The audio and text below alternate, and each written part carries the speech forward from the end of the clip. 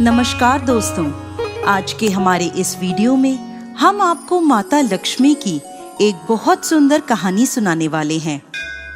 दोस्तों, एक समय की बात है, किसी नगर में एक सेठ जी और एक सेठानी जी रहती थी।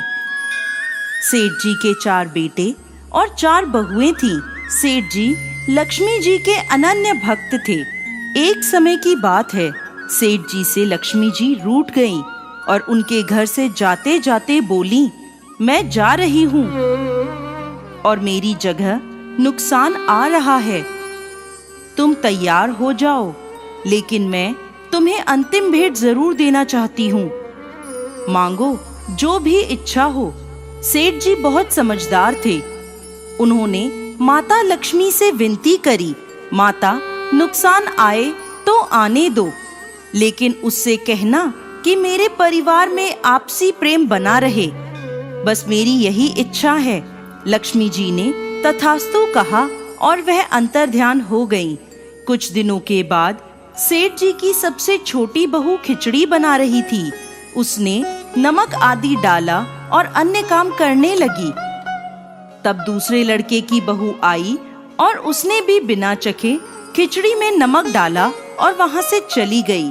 इसी प्रकार तीसरी और चौथी बहुएं आईं और नमक डालकर चली गईं।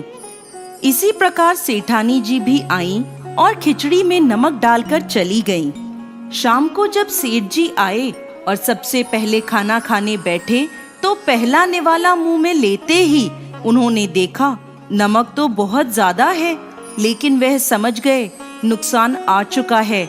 चुपचाप खिचड़ी खाई और सेठ जी अंदर चले गए। सेठ जी के बाद बड़े बेटे का नंबर आया। पहला निवाला मुंह में लिया, पूछा, पिताजी ने खाना खा लिया क्या? सभी ने उत्तर दिया, हाँ खा लिया। बड़े बेटे ने पुनः पूछा, क्या कहा उन्होंने? सभी ने उत्तर दिया, कुछ नहीं बोले।